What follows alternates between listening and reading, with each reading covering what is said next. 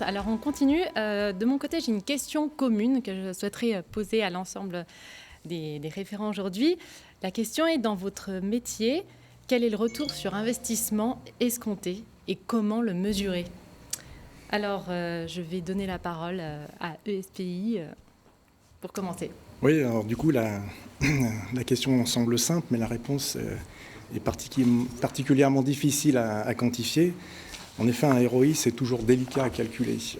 Et c'est d'autant plus vrai dans le domaine du contrôle, puisque trop souvent, on se l'entend dire d'ailleurs, le contrôle en lui ne génère pas de valeur en soi sur la pièce. Avant le contrôle, après le contrôle, la pièce est tout à fait pareille, donc autant dire que cette opération est difficilement à vendre. Donc tout le challenge pour nous aujourd'hui, c'est de démontrer que ce retour sur investissement, il va s'obtenir plus par rapport à ce qu'on va gagner sur le parc de machines-outils et potentiellement sur les temps qu'on va gagner au niveau des opérateurs, qu'on va justement pouvoir mettre un peu plus en relation à des tâches avec des valeurs ajoutées. Donc quand on dit faire gagner du temps au niveau de la machine-outil, ça se traduit par un nombre de pièces fabriquées, beaucoup plus de pièces fabriquées pendant le même laps de temps.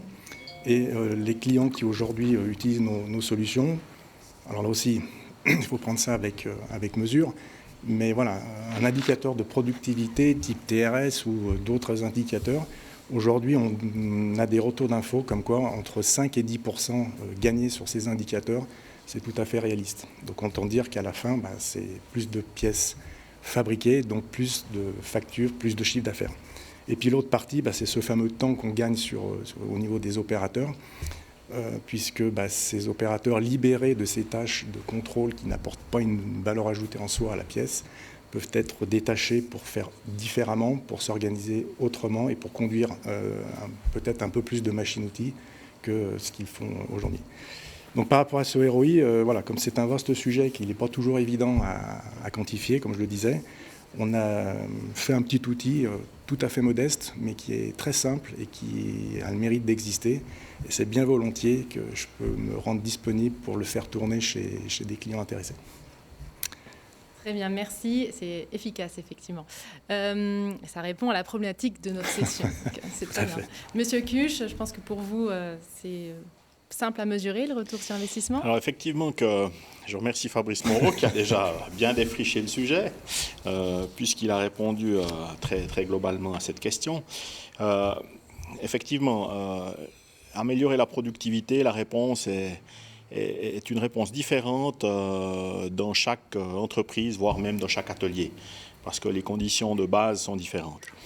Ensuite, effectivement le but est de diminuer ou de minimiser un maximum les temps d'arrêt machine. Ça, c'est la clé du succès, comme l'a dit Fabrice Moreau. Et puis, pour ça, on a des opérations de contrôle qui peuvent être faites en même temps que les opérations d'usinage. Et puis, ça permet d'avoir des gains de temps.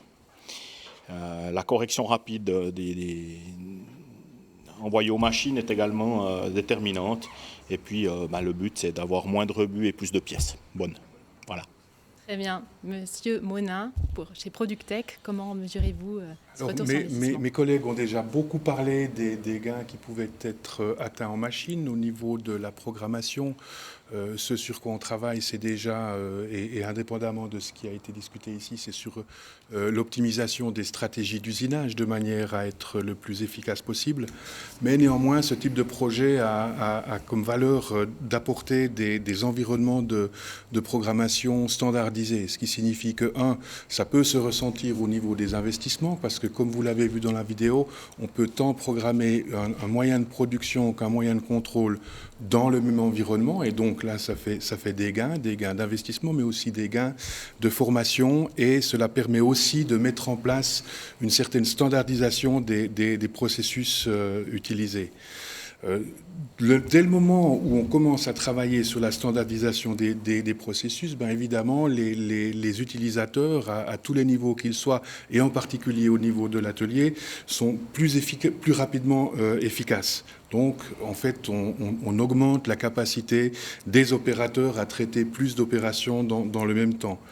Dans ce monde digital et virtuel, on a aussi développé les outils qui permettent de générer automatiquement les documents dont tous les acteurs de l'atelier ont besoin, et donc, et c'est très complémentaire à ce que disait M. Causandier, d'apporter la bonne information au bon moment à la bonne personne, et ça, c'est aussi quelque chose d'important. Et pour finir, une fois qu'on a standardisé, ça permet de voir une étape plus loin, et c'est toujours ça qui nous intéresse, c'est d'automatiser encore plus, de manière à pouvoir produire plus avec, si possible, les mêmes moyens de production. Parfait, merci. Alors, vous avez fait le lien avec M. Causandier de Redactech. J'en profite donc pour vous poser la question. C'est vrai que la notion de retour sur investissement est-elle applicable pour les services que vous offrez? C'est plutôt considéré comme une dépense, non? Oui, c'est notre grand problème, effectivement. La documentation, les budgets documentaires sont souvent considérés à tort comme une simple dépense et même un mal nécessaire, en fait. Mais pour plusieurs raisons, il faut les considérer comme vraiment un investissement, en fait. Dans un premier temps, il y a un gain au niveau du traitement des opérations de maintenance et de gestion des pannes. En termes de SAV, ça peut être non négligeable.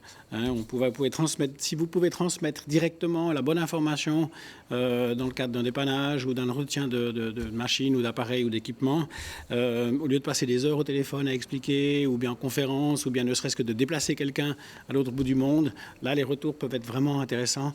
L'investissement dans la documentation a un retour très, très rapide dans cet élément-là, non seulement financièrement, mais en termes de relations clients aussi, bien sûr. Vous faites gagner du temps à tout le monde, en fait. Un autre point non négligeable, même s'il est moins sonnant et trébuchant, en fait, c'est le gain en image. Si vous, avec une documentation moderne et efficace, si vous transmettez à vos clients un message important, en fait, si vous montrez que vous l'accompagnez au-delà de la vente, c'est-à-dire dans la formation, dans l'utilisation de sa machine, dans la maintenance de sa machine. Et puis là, on a un gain qui est quand même non négligeable de ce côté-là en termes d'image. Et puis il est bien connu qu'on apprécie d'autant plus un produit quand on le connaît bien et quand on l'utilise bien. Donc de donner ces moyens aux clients, c'est important aussi, en fait.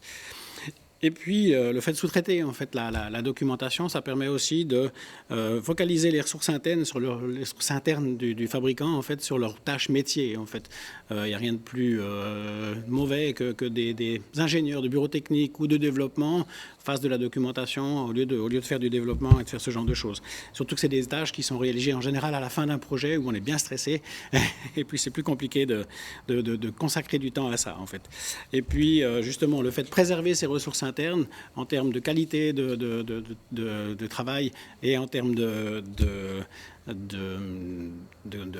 délai, ça donne vraiment une bonne dynamique en fait aux choses en fait. Et en dernier point, rapidement, l'aspect cyclique aussi de la documentation. On a beaucoup de besoins au moment où sort un nouveau produit et beaucoup moins de besoins derrière. Donc le fait de pouvoir concentrer une équipe de professionnels sur ce domaine-là au moment où on a besoin, ça c'est un atout aussi important. Très bien, merci Monsieur Causandier pour vos réponses. Et puis, effectivement, je ne peux que vous rejoindre sur la partie de l'importance de l'image et de la communication pour les entreprises. Alors, nous allons terminer sur cette question donc, avec vous, Monsieur Koller, pour nous expliquer chez Multiple comment vous répondez à cette problématique. Alors, en fait, à notre niveau, un retour sur investissement n'est pas d'une manière globale un peu difficile à quantifier. Si on parle de l'esthétique d'un produit, on est dans un monde un peu subjectif, émotionnel, donc difficile en fait en réalité à quantifier. Par contre, c'est dans notre manière peut-être d'intervenir à travers une réflexion globale sur la conception de l'ensemble, sur peut-être des gains de matière, sur une simplification, sur des réflexions au niveau des recyclages, au niveau d'une conception un peu plus intelligente. Est-ce que les 3 pièces qu'on a imaginé de construire notre objet, est-ce qu'on ne peut pas le réduire à une pièce, etc., etc. Donc en fait, peut-être ce gain-là se ferait sur un ensemble de réflexions sur une conception complète, quoi. Voilà un petit peu la manière dont nous, ou disons le client, pourrait se retrouver à ce niveau-là. Très bien, merci. On est tous imbriqués, donc voilà, on s'y retrouve tous sur cette question.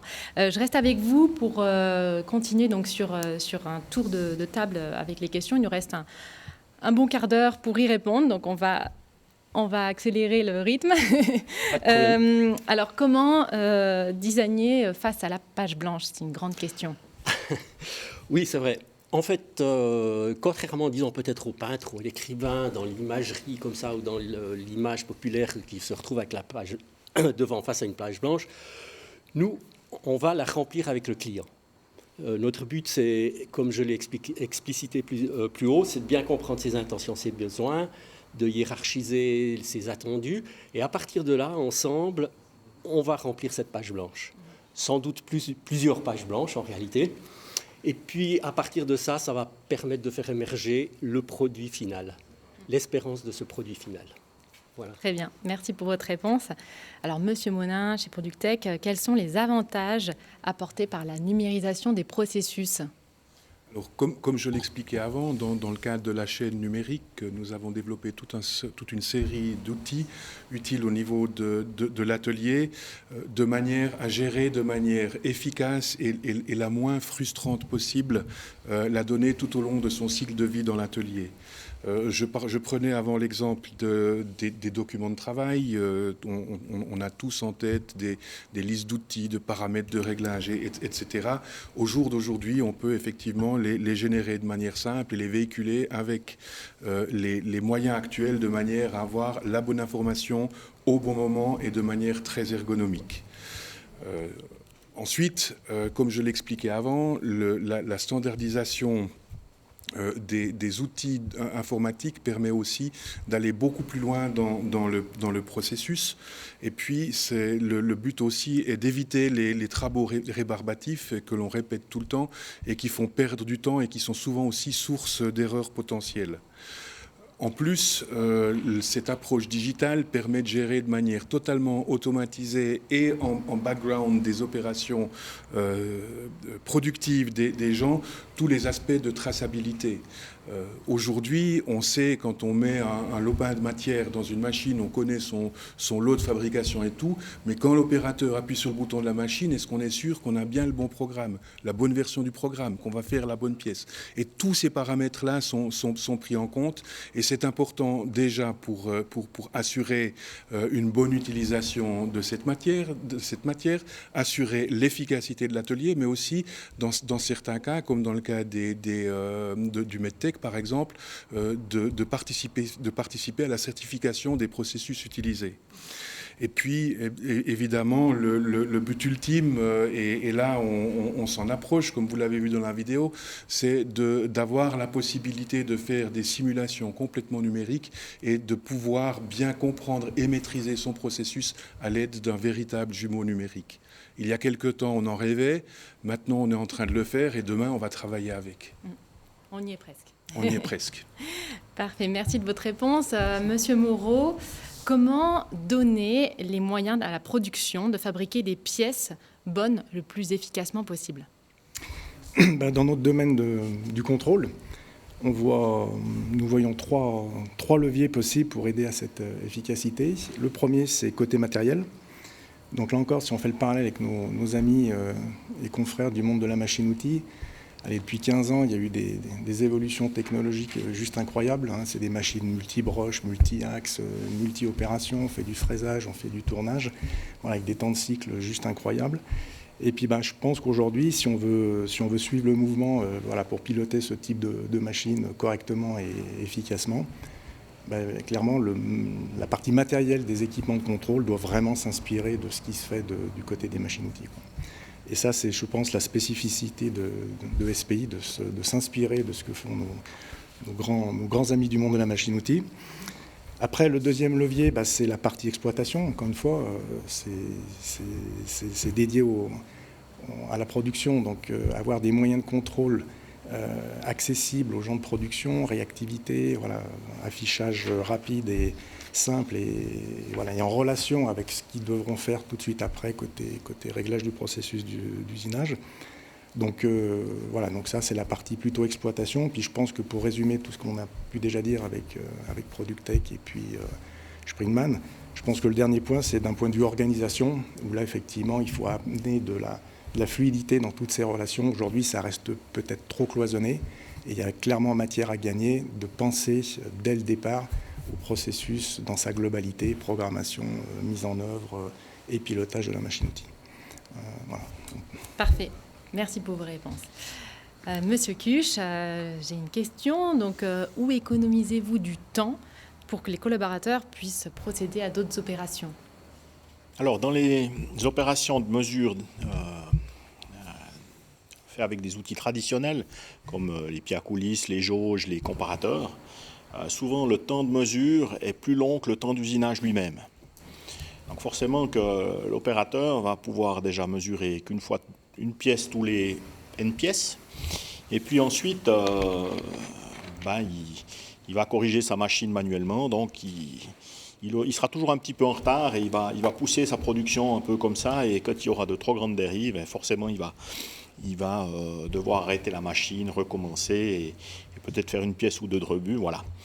Donc à partir du moment où on mesure aussi vite que la machine d'usinage, c'est ce qu'on a vu dans la vidéo tout à l'heure, ça va laisser du temps à l'opérateur pour faire d'autres tâches. Voilà, simplement. Très bien, c'est gagnant-gagnant. On termine avec vous, Monsieur Causandier. Donc, le métier de rédacteur technique a-t-il évolué vers plus de design ou vers d'autres voies? Alors vous utilisez le bon terme, effectivement, rédacteur technique, c'est un métier à part entière en fait. Je dirais même plus, c'est un ensemble de métiers qui nécessite de plus en plus de compétences multiples. On a dû depuis plusieurs années en fait intégrer des nouvelles compétences dans nos services, telles qu'un creative designer pour pouvoir intégrer dans nos documentations de l'animation 3D, des tutoriaux vidéo, parce que ça fait partie maintenant intégrante de l'information, de la manière de transformer l'information. Et puis aussi des développeurs logiciels pour pouvoir connecter la documentation à des systèmes embarqués ou à des systèmes en ligne comme des e-catalogues de pièces ou bien pour réaliser de l'aide contextuelle sur du logiciel ou ce genre de choses. Et puis d'autre part, gérer des nombreux documents qu'on doit générer maintenant dans leur mise à jour, les variantes, les options, les langues de tous ces documents. En fait, ça demande une organisation importante, pointue, rigoureuse pour ne pas perdre le fil. En fait, on se retrouve confronté avec beaucoup d'informations à traiter. En plus, on a des contraintes de traçabilité qui s'imposent de plus en plus. On a parlé du MedTech tout à l'heure. On a là aussi des contraintes qui sont importantes dans ce domaine. Donc, ça nécessite en fait des outils qui sont vraiment performants. Et puis, donc, on devient plus non seulement des rédacteurs maintenant, mais des gestionnaires de l'information de manière importante, en fait. Et puis, le public change aussi. On a un public qui devient maintenant, qui apparaît sur le marché, qui sont en fait des enfants du web. Maintenant, quand on a besoin d'une information, on ne va surtout pas chercher dans un classeur, on ne va surtout pas chercher dans un ensemble d'informations. On veut googliser, on veut faire un Wikipédia et puis avoir l'information instantanée, celle qui nous intéresse au moment précis, en fait. Donc, les solutions qu'on propose maintenant, elles englobent aussi ce genre de prestations où on doit mettre des outils à disposition dans des nouvelles technologies, justement, du web et de ce genre de choses, en fait. Et puis, on a constaté, justement, que certains de nos clients qui n'avaient pas tenu compte de ce genre de paramètres, en fait, avaient fini par perdre le fil, en fait, de ce genre de choses. Donc, on est en perpétuelle on se réinvente perpétuellement, en fait, dans notre métier, et on doit englober de plus en plus de compétences et de métiers dans le seul métier de rédacteur technique. Merci pour votre réponse. Alors, on a 5 minutes pour un deuxième tour de table, donc vraiment des réponses malheureusement très succinctes, mais je vais donc laisser la parole à Monsieur Monin de Productech avec une question: comment l'intégration de la programmation impacte positivement l'efficience du processus d'usinage? Ça va être relativement simple avec tous les arguments qui ont été déjà évoqués jusqu'à maintenant. Je crois que ça se résume en standardisation, en rationalisation et en automatisation de manière à minimiser les coûts et augmenter la productivité. Et puis s'assurer que toutes les compétences de l'atelier puissent participer de la même manière à toutes les activités, donc pour plus de disponibilité. Alors là, non plus seulement des équipements et des moyens, mais aussi des collaborateurs et des compétences. Parfait.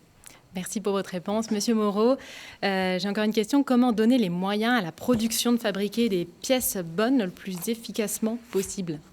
Moi, je n'avais pas spécialement de questions supplémentaires, mais bon, alors, vous n'êtes pas obligé de répondre. En termes de conclusion, ce serait peut-être nos solutions, il faut les essayer, et quand on les essaye, en général, on les adopte. Vous avez déjà tout dit. Exactement. Alors, Monsieur Cuche, peut-être que vous pouvez répondre à une dernière question. Quel est le pourcentage de productivité supplémentaire qu'un client peut espérer obtenir en appliquant cette méthode de travail? Alors, le pourcentage est dépendant du client.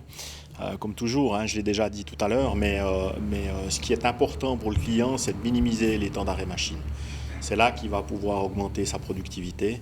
Et si c'est que de 5 ou 10%, il y aura déjà un gros gain.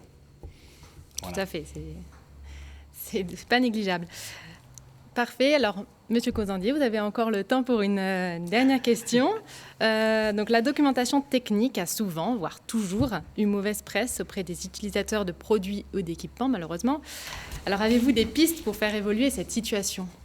Ça, c'est notre grand challenge. Alors, si on n'a que quelques minutes, ça va être difficile de, Allez, vous avez, de résumer. vous avez 2-3 minutes. C'est un sujet très complexe, en fait. Effectivement, on doit se battre depuis de nombreuses années sur la mauvaise presse et la mauvaise image que la documentation technique a dans le public en général. Je connais assez peu de monde qui a des manuels techniques comme livre de chevet. Donc, on est peu lu, effectivement. Et c'est notre challenge, en fait, avec les outils dont j'ai parlé avant. En fait, c'est notre challenge d'amener l'information là où elle est utile et non pas d'attendre que les utilisateurs viennent la chercher, parce qu'on sait qu'ils ne le font pas, en fait. On sait qu'on a un peu justement cette mauvaise presse. On n'a pas envie d'ouvrir une documentation. On pense qu'on va être confronté à des explications qui sont lourdes, qui sont complexes et qui vont demander un effort difficile. De plus en plus maintenant, notre gros challenge, c'est justement d'amener l'information dans des meilleures conditions, au bon moment et dans le bon contexte, pour boucler la boucle du fil conducteur d'aujourd'hui. En fait. Donc on a tous travaillé, les intervenants d'aujourd'hui, en amont, pendant la production et autour de la production, et en aval de la production en ce qui nous concerne, pour veiller à donner à nos clients la meilleure expérience et le meilleur rendu possible de leur travail. Parfait, merci pour ce beau mot de la fin. Effectivement, la boucle est bouclée, on a une cohésion dans l'importance et l'implication de chacun. Merci à tous pour votre participation aujourd'hui à cette session. Alors, vous pouvez bien évidemment poursuivre les discussions avec l'ensemble des intervenants de manière séparée. Vous aurez donc des espaces qui s'afficheront sur votre écran pour directement communiquer avec les intervenants d'aujourd'hui. Et puis, je vous souhaite une bonne fin de journée et je laisse la parole à Monsieur Colère qui va vous conclure la session. Voilà. Merci. Parfait, merci Margot, merci beaucoup. Alors déjà, merci à tous les participants à cette session. Vous avez travaillé longtemps, intensément, lors de nombreuses sessions par ordinateur interposé pour mettre ce programme en place. Il y a eu beaucoup de travail de fait, vraiment. Merci beaucoup, c'était quelque chose de très très positif. Merci à Margot d'avoir accepté de faire cette médiation, cette modération, c'était vraiment très bien. Et puis merci à vous, chers internautes, de vous être connectés cet après-midi, cette journée, pour regarder cette session qui a été vraiment très très positive. Alors je passe, vous voyez mon slide, la manifestation était Covid compatible aujourd'hui. On espère quand même que c'est bientôt fini avec les manifestations Covid compatibles et puis qu'on pourra faire des vraies manifestations. Si vous voulez aller plus loin par rapport à ce que vous avez vu aujourd'hui, les numéros de téléphone et les emails des personnes, des intervenants sont à votre disposition. Vous pouvez les contacter, ils attendent de vos nouvelles si vous êtes intéressés. Toutes ces informations seront en plus après disponibles sur le site de SIAMS, on va y revenir. Nous avons encore une session après celle-ci, qui est la session E, qui va vous présenter en détail tous les outils d'aide à l'innovation au niveau de l'arc jurassien des microtechniques. Donc toutes les institutions qui sont dans la région, qui aident d'une manière ou d'une autre les entreprises à innover, seront là pour se présenter et pour échanger. Voilà. Maintenant, nous arrivons à une petite page de publicité. Pendant cette page de publicité, les intervenants du jour vont rejoindre les différentes pièces virtuelles grâce auxquelles vous pourrez discuter en direct avec eux. Donc, je vous invite à rejoindre vos pièces virtuelles. Et par rapport à la page de pub, j'ai deux éléments à vous annoncer. Premier élément, le portail d'information de microtechnique. Donc, Yvon nous a dit qu'on ne dormait pas, enfin, sur la table de chevet, il n'y avait pas les informations techniques, la documentation, etc., etc. Si vous cherchez des informations sur la microtechnique, le portail d'info de SIAMS est disponible 24 heures sur 24, 7 jours sur 7, 365 jours par année. Et ce portail est alimenté en direct quotidiennement par plus de 200 entreprises. Donc vraiment, c'est une source d'information microtechnique extrêmement importante. Et deuxième élément publicitaire important, le SIAMS, le prochain SIAMS, on n'en peut plus d'attendre vivement qu'on ait un prochain SIAMS en vrai, qu'on puisse se rencontrer, qu'on puisse partager des choses sur place. Alors, réservez les dates, c'est du 5 au 8 avril 2022 au Forum de l'Arc à Moutier. Nous avons déjà 450 exposants déjà confirmés, donc on peut dire que le salon est déjà plein. Donc vraiment, bloquez les dates dans vos agendas, ce sera une grande fête de la microtechnique qui aura lieu à Moutier. Voilà, je vous souhaite une belle fin de journée et encore merci beaucoup et à bientôt. Merci.